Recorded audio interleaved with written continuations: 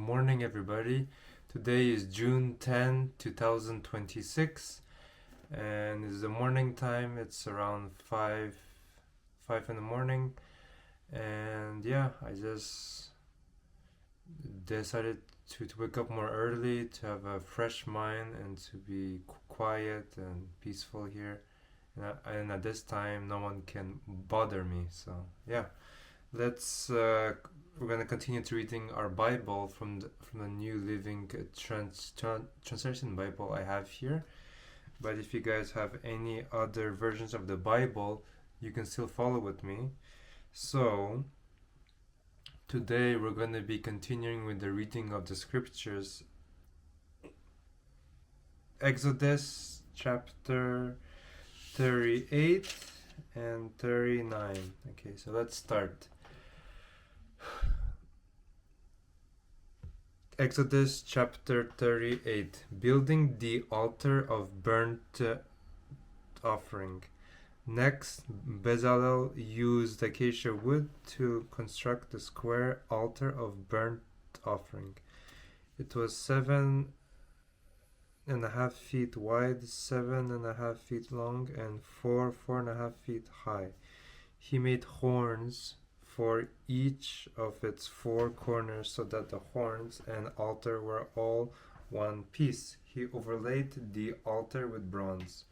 Then he made all the altar utensil of bronze, the ash buckets, shovels, basin, meat forks, and fire pans. Next, he made a bronze grating and installed it halfway down the side of the altar, under the ledge. He cast 4 rings and attached them to the corners of the bronze grating to hold the carrying poles. He made the poles from acacia wood and overlaid them with bronze. He inserted the poles through the rings on the sides of the altar. The altar was hollow and was made from planks. Building the wash basin. Bezalel made the bronze wash basin and its bronze stand from bronze mirrors donated by the woman who served at the entrance of the tabernacle. Building the courtyard. Then Bezalel made the courtyard, which was enclosed with curtains made of finely woven linen. On the south side, the curtains were 150 feet long. They were held up by 20 posts set securely in 20 bronze bases. He hung the curtains with silver hooks and rings. He made a similar set of curtains for the north side. 150 feet of curtains held up by 20 posts set securely in bronze bases. He hung the curtains with silver hooks and rings. The curtains on the west end of the courtyard were 75 feet long, hung with silver hooks and rings and supported by 10 posts set into 10 bases. The east end, the front, was also 75 feet long. The courtyard entrance was on the east side and flanked by 2 curtains. The curtain on the right side was 22.5 feet long and was supported by 3 posts set into 3 bases. The curtain on the left side was also 22.5 feet long and was supported by 3 posts set into 3 bases. All the curtains used in the courtyard were made of finely woven linen.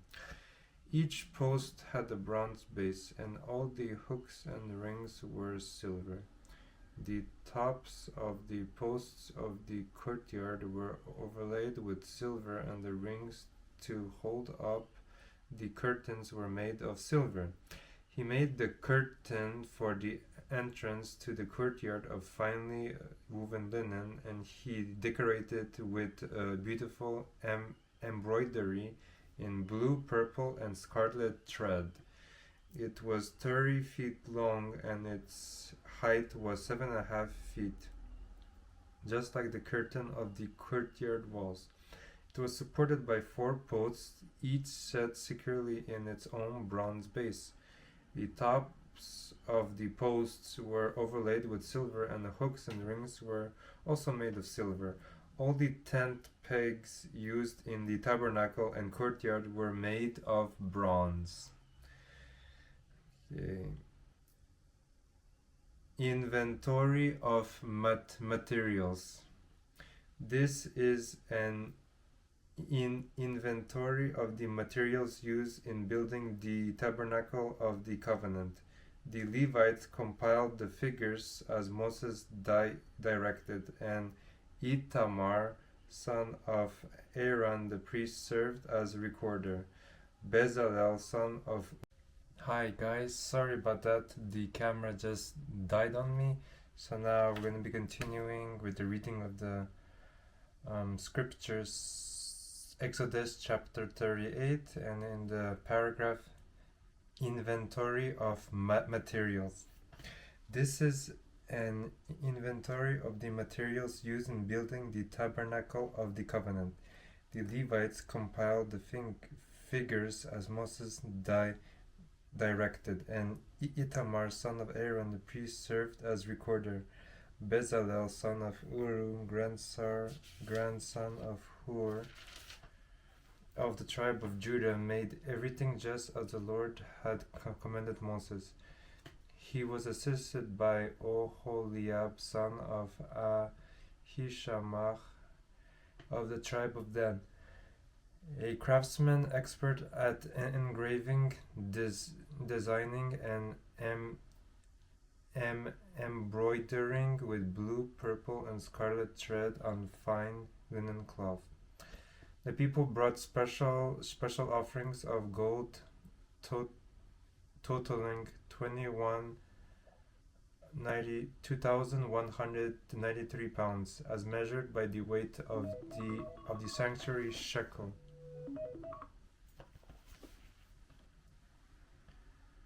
This gold was used throughout the tabernacle. The whole community of Israel gave 7,545 pounds of silver, as measured by the weight of the sanctuary shekel. This silver came from the tax collected from each man registered in the census. The tax is 1 beka, which is half a shekel, based on the sanctuary shekel. The tax was collected from 603,550 men who had reached their 20th birthday. The 100 bases for the frames of the sanctuary walls and for the posts supporting the inner curtain required 7,500 pounds of silver, about 75 pounds for each base. The remaining 45 pounds of silver was used to make the hooks and rings and to overlay the tops of the posts. The people also brought as special offerings 5,310 pounds of bronze, which was used for casting the bases for the posts at the entrance to the tabernacle, and for the bronze altar with its bronze grating and all the altar utensils. Bronze was also used to make the bases for the posts that supported the curtains around the courtyard. The bases for the curtain at the entrance of the courtyard, and all the tent pegs for the tabernacle and the courtyard. Okay guys, that's all for the reading of the scriptures, Exodus chapter 38, and we're going to be continuing shortly with the reading of the next chapter. See you guys soon. Bye bye. Hi there guys, so we're back to reading the scriptures. We're going to be continuing with reading Exodus chapter 39. Clothing for the priests. The craftsmen made beautiful sacred garments of blue, purple, and scarlet clothing for Aaron to wear while ministering in the holy place, just as the Lord had commanded Moses. Making the ephod. Bezalel made the ephod of finely woven linen and embroidered it with gold and with blue, purple, and scarlet thread. He made gold thread by hammering out thin sheets of gold and cutting it into fine strands with great skill and care. He worked it into the fine linen with the blue, purple, and scarlet thread.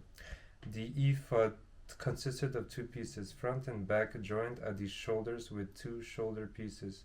The decorative sash was made of the same materials, finely woven linen, embroidered with gold and with blue, purple, and scarlet thread, just as the Lord had commanded Moses. They mounted the two onyx stones in settings of gold filigree. The stones were engraved with the names of the tribes of Israel, just as the seal is engraved. He fastened these stones on the shoulder pieces of the ephod as a reminder that the priest represents the people of Israel.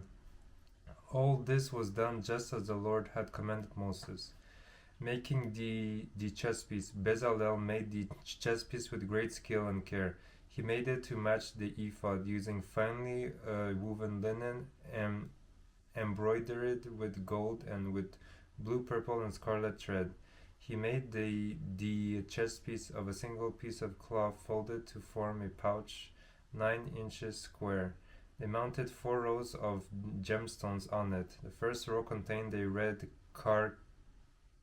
carnelian, a pale green peridot, and emerald. The second row contained a turquoise, a blue lapis lazuli, and a white moonstone. The third row contained an orange jacinth, an agate, and a purple amethyst. The fourth row contained a blue-green beryl, an onyx, and a green jasper. All these stones were set in gold filigree. Each stone represented one of the 12 sons of Israel, and the name of the tribe was engraved on it like a seal. To attach the chest piece to the ephod, they made braided cords of pure gold thread. They also made 2 settings of gold filigree and 2 gold rings, and attached them to the top corners of the chest piece. They tied the 2 gold cords to the rings on the chest piece. They tied the other ends of the cords to the gold settings on the shoulder pieces of the ephod. Then they made 2 more gold rings and attached them to the inside edges of the chest piece next to the ephod. Then they made 2 more gold rings and attached them to the front of the ephod below the shoulder pieces, just above the knot where the decorative sash was fastened to the ephod. They attached the bottom rings of the chest piece to the rings on the ephod with blue cords. In this way, the chest piece was held securely to the ephod above the decorative sash. All this was done just as the Lord had commanded Moses. Additional clothing for the priests. Bezalel made the robe that is worn with the ephod from a single piece of blue woven cloth, with an opening for Aaron's head in the middle of it. The opening was reinforced with a woven collar so it would not tear. They made pomegranates of blue, purple, and scarlet yarn and attached them to the hem of the robe. They also made bells of pure gold and placed them between the pomegranates along the hem of the robe, with bells and pomegranates altering all around the hem. This robe was to be worn whenever the priest ministered before the Lord, just as the Lord had commanded Moses. They made tunics for Aaron and his sons from fine linen cloth. The turban and the special head coverings were made of fine linen, and the undergarments were also made of finely woven linen. The sash were made of finely woven linen and embroidered with blue, purple, and scarlet thread, just as the Lord had commanded Moses. Finally, they made the sacred medallion, the badges of holiness of pure gold. They engraved it like a seal with these words, "Holy to the Lord." They attached the medallion with the blue cord to to Aaron's turban, just as the Lord had commanded Moses. Moses inspects the work, and so at last the tabernacle was finished. The Israelites had done everything just as the Lord had commanded Moses, and they brought the entire tabernacle to Moses. The sacred tent with all its furnishings, clasps, frames, crossbars, posts, and bases, the tent coverings of tanned ram skins and fine goatskin leather, the inner curtain to shield the ark of the covenant and its carrying poles, the ark's cover, the place of atonement, the table and all its utensils, the bread of the presence, the pure gold lampstand with its symmetrical lamp cups, all its accessories, and the olive oil for lighting, the gold altar, the anointing oil and fragrant incense, the curtain for the entrance of the sacred tent, the bronze altar, the bronze grating,